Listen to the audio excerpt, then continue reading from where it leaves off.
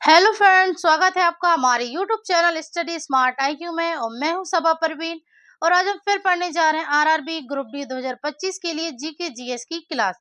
तो जिसमें हम डिस्कस कर रहे हैं प्रीवियस ईयर क्वेश्चन, और ये हमारी क्लास 87 है।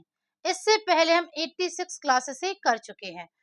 आज इस क्लास में हम पढ़ने वाले हैं 30 सितंबर 2022 शिफ्ट 2 के जीके जीएस की previous year questions. I hope आपको ये वीडियो पसंद आती हो। और ऐसी ही वीडियो देखने के लिए हमारे चैनल को लाइक करें, शेयर करें, सब्सक्राइब करना ना भूलें। तो चलिए स्टार्ट करते हैं आज की क्लास। फर्स्ट है, प्रथम पंचवर्षीय योजना कब आरंभ की गई थी? 1961 से 66, 1991 से 56, 1956 से 61 या 46 से 51। तो जो प्रथम पंचवर्षीय योजना ये कब प्रारंभ हुई थी? तो ये हुई थी 1951 से 1956 तक ये चली थी, ठीक है ना, प्रथम पंचवर्षीय योजना। अब हम बात करें कि पंचवर्षीय योजना ये कहाँ से ली गई हैं। तो पंचवर्षीय योजनाएं तो ये ली गई हैं सोवियत संघ से, ठीक है। सोवियत संघ यानी कि रूस से ये ली गई हैं पंचवर्षीय योजनाएं। ओके। और अभी तक कितनी पंचवर्षीय योजनाएं हो चुकी हैं? तो 12 पंचवर्षीय योजनाएं हो चुकी हैं, ठीक है ना। 12 पंचवर्षीय योजनाएं हो चुकी हैं, ठीक है। 12 पंचवर्षीय योजनाएं। तो ये 1951 से 2017 तक 12 पंचवर्षीय योजनाएं हो चुकी हैं, ठीक है। और जो पहली पंचवर्षीय योजना थी तो ये हेरोडोमर मॉडल पर आधारित थी, ठीक है ना। हेरोडोमर मॉडल पर आधारित थी प्रथम पंचवर्षीय योजना। फिर यहाँ पे ऑप्शन में दी है 1956 से 61, तो ये थी दूसरी पंचवर्षीय योजना, दूसरी पंचवर्षीय योजना। और ये 1961-66, तो ये थी तीसरी पंचवर्षीय योजना। ओके, चलिए आगे बढ़ते हैं हम नेक्स्ट क्वेश्चन की तरफ। तो नेक्स्ट है, 1970 के दशक में बने किस बांध के विस्थापित लोग अभी भी उनसे किए गए बांधों के लाभों के लिए संघर्ष कर रहे हैं? तो 1970 के दशक में बने किस बांध के विस्थापित लोग अभी भी उससे किए गए बांधों के लाभों के लिए संघर्ष कर रहे हैं? टाबा बांध, हीराकुंड बांध, सरदार सरोवर बांध या नागार्जुन सागर बांध। तो यह के 1970 के दशक में बने किस बांध के? तो ये है टाबा बांध। राइट आंसर ऑप्शन ए, टाबा बांध। टाबा बांध ये कहाँ पर है और किस नदी पर बना है? तो टाबा बांध ये है मध्य प्रदेश में, ठीक है। मध्य प्रदेश में है टाबा बांध, और यह बना हुआ है तवा नदी पर, ठीक है। तवा नदी पर यह बना हुआ है, ठीक है ना, टाबा बांध। फिर बात करें हीराकुंड बांध, तो ये उड़ीसा में है, ठीक है ना। ये उड़ीसा में है और ये बना हुआ है महानदी पर, ठीक है। महानदी नदी पर ये बना हुआ है हीराकुंड बांध। और हीराकुंड बांध ये भारत का सबसे लंबा बांध है, सबसे लंबा बांध है हीराकुंड बांध। ओके। फिर बात करें सरदार सरोवर बांध, तो ये कहाँ है? तो ये है गुजरात में। और ये किस नदी पर बना हुआ है? तो ये बना हुआ है नर्मदा नदी पर, ठीक है। नर्मदा नदी पर ये बना हुआ है सरदार सरोवर बांध। फिर उसके बाद नागार्जुन बांध, तो ये कहाँ पर है? तो ये है आंध्र प्रदेश और तमिलनाडु बॉर्डर पर, ठीक है ना। आंध्र प्रदेश और तमिलनाडु बॉर्डर पर बना है नागार्जुन बांध। और ये किस नदी पर है? तो ये है कृष्णा नदी पर, ठीक है। कृष्णा नदी पर यह बांध बना हुआ है, नागार्जुन सागर बांध। ओके, चलिए आगे बढ़ते हैं हम। नेक्स्ट क्वेश्चन है, 1919 के जलियांवाला बाग घटना की जांच के लिए भारत सरकार द्वारा कौन सा आयोग गठित किया गया था? तो 1919 के जलियांवाला बाग घटना की जांच के लिए भारत सरकार द्वारा कौन सा आयोग गठित किया गया था? सबसे पहले हम बात करें कि जलियांवाला बाग ये कब हुआ था, ठीक है। तो ये हुआ था 13 अप्रैल 1919 को, ठीक है। जलियांवाला बाग ये हुआ था 13 अप्रैल 1919 को। कहाँ पर हुआ था? तो ये हुआ था अमृतसर पंजाब में, ठीक है, अमृतसर पंजाब में बैसाखी के दिन ये हुआ था जलियांवाला बाग घटना, ठीक है, वैशाखी के दिन ये हुआ था। और जलियांवाला बाग ये क्यों हुआ था? तो ये हुआ था रॉलेट एक्ट के तहत, ठीक है ना, रॉलेट एक्ट के विरोध में जलियांवाला बाग हुआ था, ठीक है। रॉलेट एक्ट क्या है? तो रॉलेट एक्ट वह है जिसमें किसी भी व्यक्ति को बिना किसी जुर्म के कैद कर लिया जाता था जेल में, ठीक है ना। और इसको याद करने का जो नारा दिया जाता था, तो इसे दिया जाता था नो अपील, नो वकील, नो दलील, ठीक है। अगर रॉलेट एक्ट के तहत अगर किसी के ऊपर भी, अगर किसी इंसान के ऊपर उन्हें शक रहता था, तो वो उसे 2 वर्ष के लिए कैद कर लिए जाते थे, और उसके लिए ना ही कोई अपील होती थी, ना ही कोई वकील, और ना ही कोई दलील होती थी, ठीक है। तो इसे याद करने का ये नारा है, ठीक है ना, रॉलेट एक्ट को याद करने का।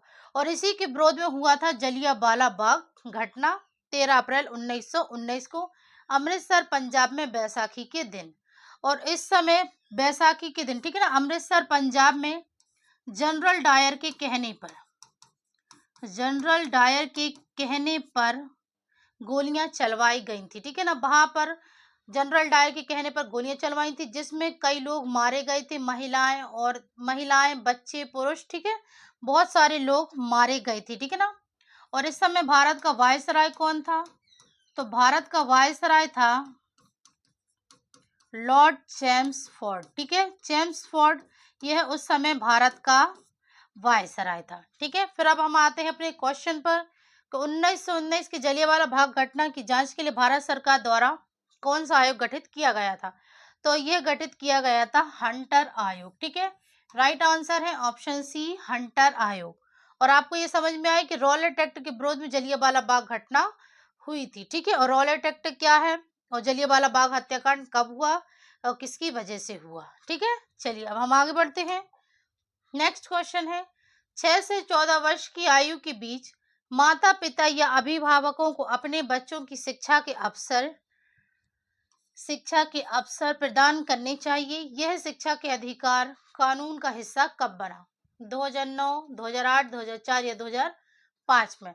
तो यह शिक्षा के अधिकार कानून का हिस्सा कब बना? तो यह बना था 2009 में, ठीक है। राइट आंसर है ऑप्शन ए, 2009। और शिक्षा के अधिकार को कब जोड़ा गया था? तो शिक्षा के अधिकार को ये जोड़ा गया था 86वें संशोधन द्वारा 2002 में, ठीक है ना। 2002 में 86वें संशोधन द्वारा जो 11वां मौलिक कर्तव्य जोड़ा गया था, वही है शिक्षा का अधिकार, इसे जोड़ा गया था, ठीक है। चलिए आगे बढ़ते हैं। नेक्स्ट है, निम्नलिखित में से किस राज्य या केंद्र शासित प्रदेश में 0% वन क्षेत्र है? लक्षद्वीप, हरियाणा, गोवा, चंडीगढ़। तो किस राज्य और केंद्र शासित प्रदेश में 0% वन क्षेत्र है? तो ये है लक्षद्वीप में, ठीक है। राइट आंसर ऑप्शन ए, Lakshadweep.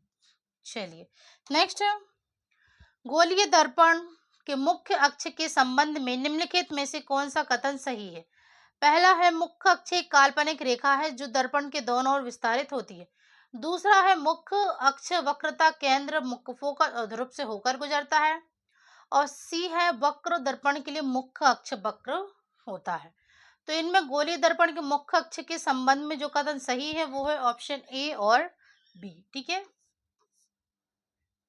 Right answer option D, केवल ए और बी सही है। ओके, चलिए नेक्स्ट है, मानव शरीर में अनोक्सी शोषण कहाँ होता है? तो मानव शरीर में अनोक्सी शोषण, तो ये होता है कोशिकाओं के कोशिका द्रव्य में। Right answer option D. Next है, निम्नलिखित में से कौन सा यौगिक चक्रीय और असंतृप्त है? Benzene, ethyne, cyclopropane, cyclohexane. तो इनमें से यौगिक जो चक्रीय और असंतृप्त है वो है बेंजीन। राइट आंसर ऑप्शन ए, बेंजीन। ओके, चलिए नेक्स्ट है, फरवरी 2022 में विक्रम साराभाई अंतरिक्ष केंद्र के नए निदेशक के रूप में किसे नियुक्त किया गया था? तो फरवरी 2022 में विक्रम साराभाई अंतरिक्ष केंद्र के नए निदेशक के रूप में नियुक्त किया गया था डॉक्टर एस उन्नी कृष्णन नायर को। राइट आंसर ऑप्शन ए डॉक्टर एस उन्नी कृष्ण नारायण। ठीक है, नेक्स्ट है फ्यूज के रूप में प्रयुक्त तत्व डैश उसमें से अधिक धारा प्रवाहित होती है। तो फ्यूज के रूप में प्रयुक्त तत्व, ठीक है, पिघल। राइट आंसर है ऑप्शन डी पिघल, उसमें बहुत अधिक धारा प्रवाहित होती है। Right answer option D. Okay, next 2008 में शास्त्रीय भाषा के रूप में मान्यता प्राप्त होने के बाद क्लासिकल तेलुगु अध्ययन केंद्र किस संस्थान के अंतर्गत स्थापित किया गया था। तो क्लासिकल तेलुगु अध्ययन केंद्र ये किस संस्थान के अंतर्गत स्थापित किया गया था। तो यह स्थापित किया गया था भारतीय भाषाओं का केंद्रीय संस्थान मैसूर।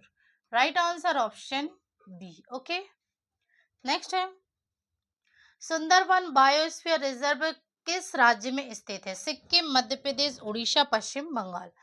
तो सुंदरवन बायोस्फीयर रिजर्व यह पश्चिम बंगाल में स्थित है। राइट आंसर है ऑप्शन डी पश्चिम बंगाल। ओके, नेक्स्ट निम्नलिखित में से किस भारतीय टीम ने राष्ट्रमंडल खेल 2022 में स्वर्ण पदक जीता और इस आयोजन में भारत के लिए पहला स्वर्ण पदक जीतकर इतिहास रचा। तो किस भारतीय टीम ने राष्ट्रमंडल खेल 2022 में स्वर्ण पदक जीता। तो ये जीता है महिला four lawn bowls team. Right answer option A महिला four lawn bowls team. Okay, right answer option A. Next है विद्युत परिपथ में विद्युत ऊर्जा की क्षय की दर को डैश कहा जाता है। तो विद्युत परिपथ में विद्युत ऊर्जा की क्षय की दर को विद्युत शक्ति कहा जाता है। Right answer option D. Next प्रकाश की किरण का मार्ग किस डैश विलयन में दिखाई देता है जिसमें कणों का आकार अपेक्षाकृत बड़ा होता है। पानी, कोलाइडी, चीनी या नमक। तो प्रकाश की किरण का मार्ग किस डैश विलयन में दिखाई देता है जिसमें कणों का आकार अपेक्षाकृत बड़ा होता है। तो ये दिखाई देता है कोलाइडी। Right answer option B. Okay, चलिए नेक्स्ट निम्नलिखित में से कौन सा किसी संघ राज्य क्षेत्र में उच्च न्यायालय के अधिकार क्षेत्र का विस्तार करता है या उसे इससे बाहर करता है। तो इनमें से कौन किसी संघ राज्य क्षेत्र में उच्च न्यायालय के अधिकार क्षेत्र का विस्तार करता है या उससे बाहर करता है। तो ये है कानून द्वारा संसद। राइट आंसर ऑप्शन बी कानून द्वारा संसद। ओके, नेक्स्ट है जीवन प्रक्रिया में अनुचरण प्रक्रिया किसके लिए आवश्यक है। तो जीवन प्रक्रिया में अनुचरण प्रक्रिया किसके लिए आवश्यक है। तो ये है क्षय और क्षरण से बचना। Right answer option C. Next धड़कन का क्या कारण होता है। तो धड़कन का कारण होता है धमनियों में रक्त प्रवाह। ठीक है, यह धड़कन का कारण होता है। Right answer option B. Next ध्रुवीय उपग्रह प्रक्षेपण यान PSLV C52EOS-04 उपग्रह के साथ निम्नलिखित में से किस स्थान से प्रक्षेपित किया गया था। भूम्बा, भुवनेश्वर, श्रीहरिकोटा या तिरुवनंतपुरम। तो इसे श्रीहरिकोटा स्थान से प्रक्षेपित किया गया था। Right answer option C Sriharikota. Okay, next है यदि दो समानांतर सीधे चालक एक ही दिशा में धारा ले जा रहे हैं तो उत्पन्न चुंबकीय क्षेत्र की दिशा होगी एक दूसरे के विपरीत, एक दूसरे के लंबवत, एक ही दिशा में या यादृच्छिक दिशाओं में। तो यदि दो समानांतर सीधे चालक एक ही दिशा में धारा ले जा रहे हैं तो उत्पन्न चुंबकीय क्षेत्रों की दिशा एक दूसरे के विपरीत होगी। राइट आंसर ऑप्शन ए। ओके, चलिए नेक्स्ट है वायुमंडल के उच्च स्तरों पर ओजोन परावैंगनी विकिरण के किस अणु पर कार्य करने से बनता है। Carbon dioxide, carbon monoxide, oxygen या सल्फर डाइऑक्साइड। तो वायुमंडल के उच्च स्तरों पर ओजोन परावैंगनी विकिरण ये किस अणु पर कार्य करने से बनती हैं। तो ये बनती है ऑक्सीजन। ठीक है, राइट आंसर है ऑप्शन सी ऑक्सीजन। नेक्स्ट है भारतीय विज्ञापन मानक परिषद की उपभोक्ता शिकायत निकाय कौन सी है। तो भारतीय विज्ञापन मानक परिषद की उपभोक्ता शिकायत निकाय ये है उपभोक्ता शिकायत परिषद। राइट आंसर ऑप्शन सी उपभोक्ता शिकायत परिषद। ओके, नेक्स्ट है, रानीखेत हिल स्टेशन भारत के किस राज्य में है स्थित है? तो रानीखेत हिल स्टेशन भारत के किस राज्य में स्थित है? तो यह स्थित है उत्तराखंड में। Right answer option D, Uttarakhand में है Ranikhet hill station. Okay, Bharat के उत्तराखंड राज्य में स्थित है। नेक्स्ट है, निम्नलिखित में से कौन सा कथन सही है? लार का पीएच मान 6.2-8, शुद्ध रक्त का पीएच मान 7.35 एंड 7.45, शुद्ध जल का पीएच मान 9। तो जो इसमें से कथन सही है वो शुद्ध रक्त के पीएच मान 7.35 एंड 7.45। तो आंसर है केवल बी। ओके, नेक्स्ट है, निम्नलिखित में से कौन सा तत्व दूसरे समूह से संबंधित है? तो इनमें से कौन सा तत्व जो दूसरे समूह से संबंधित है? तो ये है बेरियम। राइट आंसर है ऑप्शन ए। नेक्स्ट है, प्रकाश संश्लेषण के दौरान संश्लेषित कार्बोहाइड्रेट किस रूप में संचित होते हैं? प्रोटीन, वसा, स्टार्च या विटामिन? तो प्रकाश संश्लेषण के दौरान संश्लेषित कार्बोहाइड्रेट यह है स्टार्च के रूप में। ठीक है, राइट आंसर है ऑप्शन सी, स्टार्च के रूप में संचित होते हैं। नेक्स्ट है, 2022 में सामुदायिक सशक्तिकरण के 50 वर्ष पूरे करने वाले बेयरफूट कॉलेज का मुख्य कार्यालय कहाँ स्थित है? गुजरात, पश्चिम बंगाल, राजस्थान या उड़ीसा? तो 2022 में सामुदायिक सशक्तिकरण के 50 वर्ष पूरे करने वाले बेयरफूट कॉलेज का मुख्य कार्यालय कहाँ स्थित है? तो यह स्थित है राजस्थान में। Right answer option C, Rajasthan. Okay, next है, माइक्रो फाइनेंस इंस्टीट्यूशंस नेटवर्क को भारतीय रिजर्व बैंक के द्वारा भारत के पहले 100 नियामक संगठन के रूप में गैर बैंकिंग वित्तीय कंपनी माइक्रो फाइनेंस संस्थानों के लिए डैश मान्यता दी गई थी? 2018, 2017, 2014 या 2015? तो ये दी गई थी 2014 में। Right answer option C, 2014। Okay, चलिए नेक्स्ट है, निम्नलिखित में से किस यौगिक में केवल एक कार्बन एकल बंध होता है? इथेन, प्रोपेन, ब्यूटेन या मीथेन?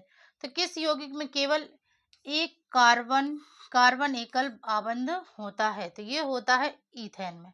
राइट आंसर ऑप्शन ए, इथेन। ओके, नेक्स्ट है, 2022 के गणतंत्र दिवस परेड में किस राज्य के झांकी का विषय एंग्लो अबोर आदि युद्धों पर आधारित था? सिक्किम, त्रिपुरा, असम या Arunachal Pradesh?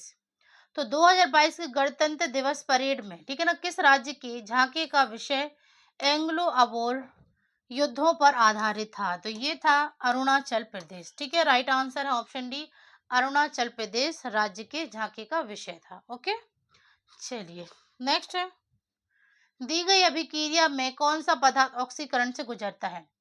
2Cu plus O2 arrow 2CuO।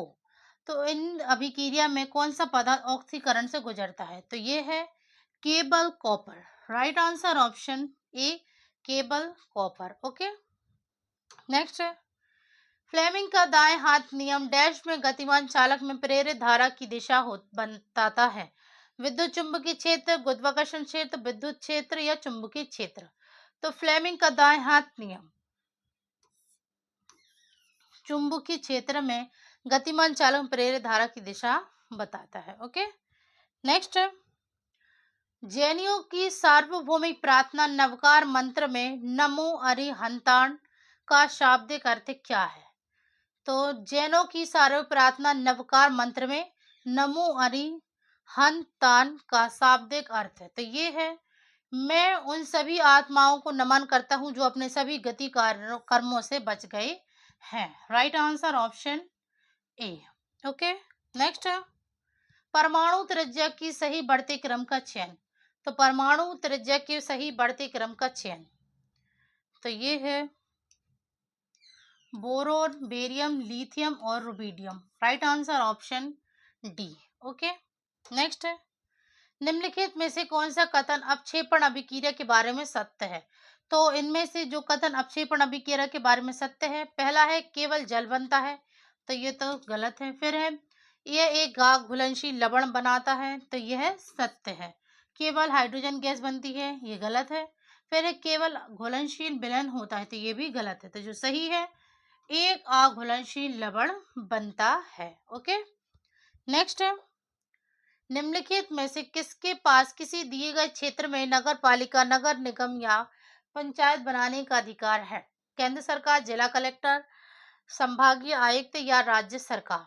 तो किसके पास किसी दिए गए क्षेत्र में नगर पालिका, नगर निगम, पंचायत बनाने का अधिकार है? तो ये है राज्य सरकार के पास। राइट आंसर ऑप्शन डी, राज्य सरकार। ओके, नेक्स्ट है, स्विट्जरलैंड के बेसल में हुए स्विस ओपन सुपर 300 बैडमिंटन प्रतियोगिता में पीवी सिंधु ने थाईलैंड की बुसानन ओंगोवाम रूकफान को हराकर किस वर्ष जीत हासिल की थी? तो पीवी सिंधु ने थाईलैंड की बुसानन ओंगवाम रूकफान को हराकर किस वर्ष जीत हासिल की थी? ठीक है, स्विस ओपन सुपर 300 बैडमिंटन प्रतियोगिता में 2021, 22, 20 या 19, तो ये हासिल की थी जीत 2022 में। ठीक है, पीवी सिंधु ने। ठीक है, नेक्स्ट है, निम्नलिखित में से किस जंतु ऊतक में चपटी कोशिकाएं पाई जाती हैं? प्लाज्मा कोशिकाएं, मास्टर कोशिकाएं, घनाभ उपकला या सल्की उपकला? तो किस जंतु ऊतक में चपटी कोशिकाएं पाई जाती हैं? तो ये पाई जाती है सल्की उपकला। Right answer option D. Next है, भारत सरकार के श्रम और रोजगार मंत्रालय के अधीन कानून द्वारा बनाई गई स्वास्थ्य संस्था ईएसआईसी का पूर्ण रूप क्या है? तो ईएसआईसी का पूर्ण रूप, तो इसका पूर्ण रूप है कर्मचारी राज्य बीमा निगम। राइट आंसर है ऑप्शन सी, कर्मचारी राज्य बीमा निगम। ओके, चलिए नेक्स्ट है, नमक के विद्युत अपघटन के दौरान एक्स गैस उत्पन्न होती है, फिर एक्स गैस का उपयोग शुष्क बुझे हुए चूने में CaOCl2 बनाने के लिए किया जाता है। एक्स क्या है? तो एक्स यह एक क्लोरीन है। ठीक है, right answer option C, X chlorine है। ओके, नेक्स्ट है, राज्यसभा में डैश सदस्य होते हैं जिन्हें राष्ट्रपति द्वारा साहित्य, विज्ञान, कला और समाज सेवा में उनके उत्कृष्ट योगदान के आधार पर मनोनीत किया जाता है? तो राज्यसभा में डैश सदस्य होते हैं? तो राज्यसभा में 12 सदस्य होते हैं जिन्हें राष्ट्रपति द्वारा साहित्य, विज्ञान, कला और समाज सेवा में उनके उत्कृष्ट योगदान के आधार पर मनोनीत किया जाता है। ओके, चलिए आगे बढ़ते हैं। नेक्स्ट है, लूप गर्भ निरोधक के रूप में कैसे कार्य करता है? तो लूप गर्भ निरोधक के रूप में कैसे कार्य करता है? तो ये है फैलोपियन ट्यूब तक पहुंच को रोकता है। Right answer option D. तो ये थे आज के हमारे क्वेश्चंस।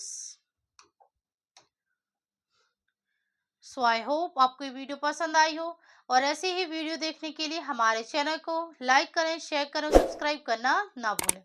तो मिलते हैं आपसे कल अगली वीडियो में, तब तक के लिए good luck and goodbye. Thank you.